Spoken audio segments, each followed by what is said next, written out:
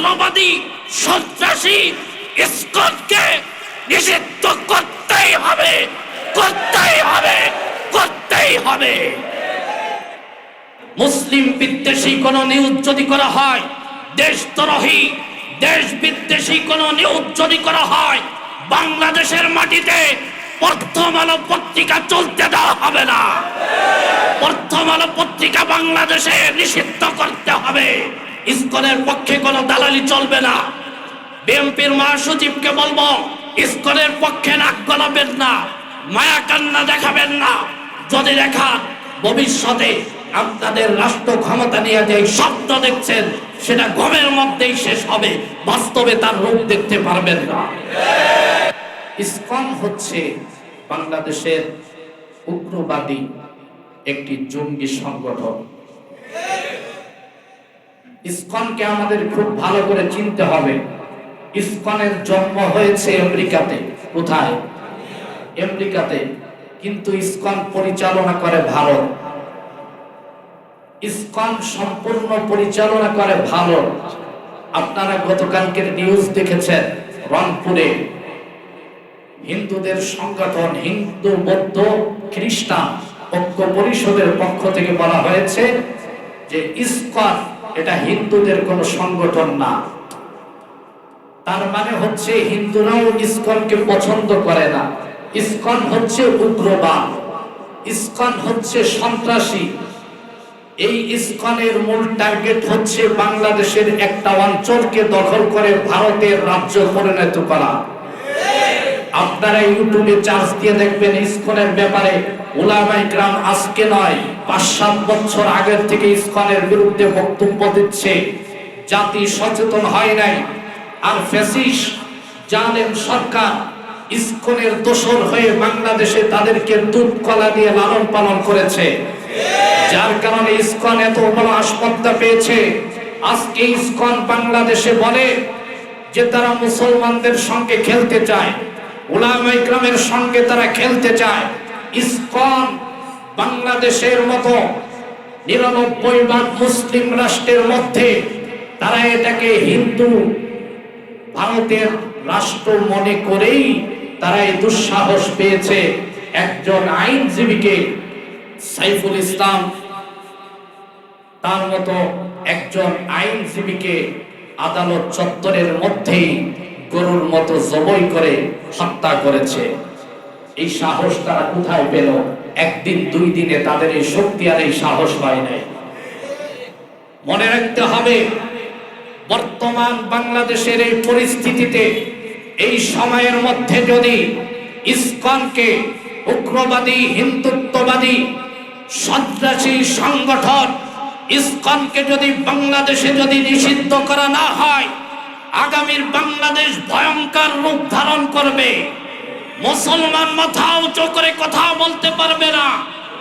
এজন্য প্রত্যেক মুসলমানকে প্রত্যেক বাড়ি থেকে, মসজিদ থেকে, মহল্লা থেকে, দোকান মার্কেট সমস্ত আদালত চত্বর থেকে আওয়াজ তুলতে হবে, উগ্রবাদী সন্ত্রাসী ইসকনকে নিষিদ্ধ করতেই হবে, করতেই হবে, করতেই হবে।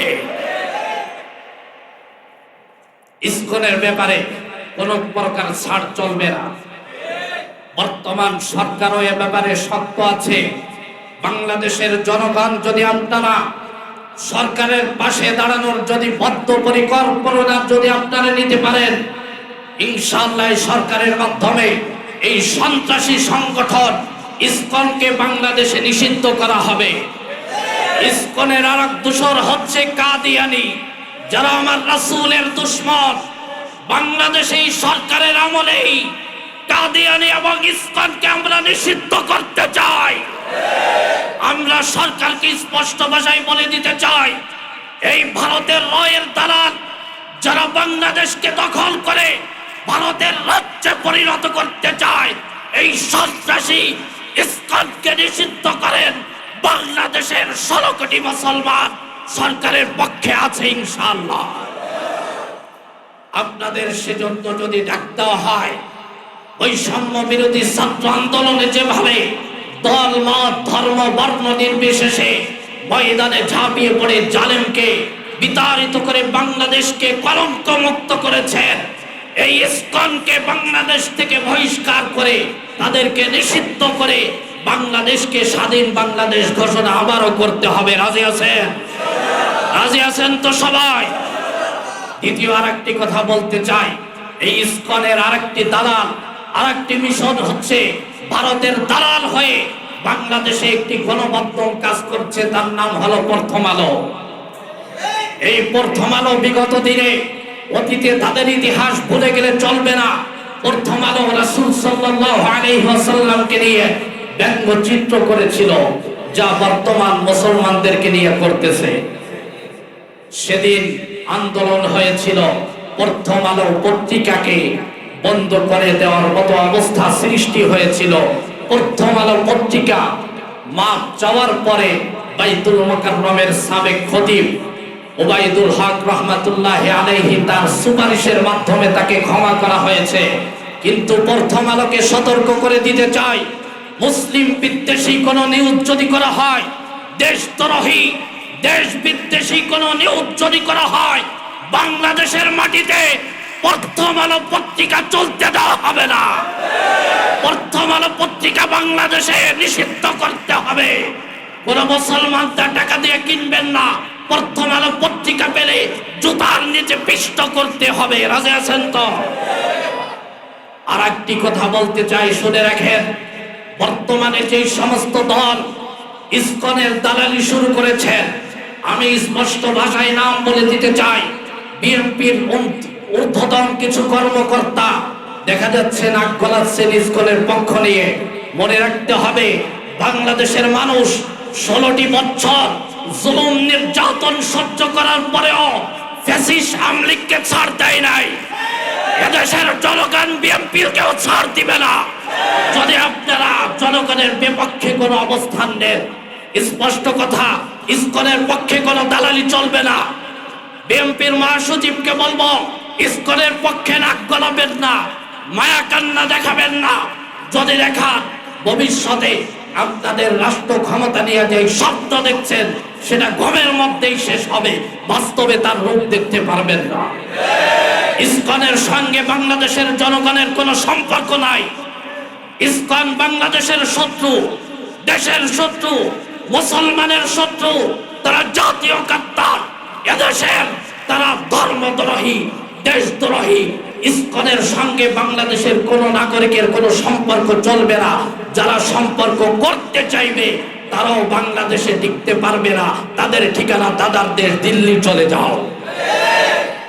এ ব্যাপারে আমাদের কথা একদম স্পষ্ট। বাংলাদেশের মানুষ সচেতন থাকবেন। ইন্ডিয়া কিন্তু অলরেডি যুদ্ধের জন্য তারা যুদ্ধের জন্য হুমকি দিচ্ছে। তাদের টার্গেট বাংলাদেশকে খাবে। বাংলাদেশের মুসলমান, বাংলাদেশের জনগণ, হিন্দু, বৌদ্ধ, খ্রিস্টান, মুসলিম সমস্ত মানুষ ধর্মে বর্ণাঢ্য নির্বিশেষে 1971 সালে যেভাবে কাঁধে কাঁধ মিলিয়ে পাকিস্তান থেকে বাংলাদেশকে আলাদা করেছে, ভারতের বন্ধু হওয়ার জন্য, ভারতের শত্রু হওয়ার জন্য নয়।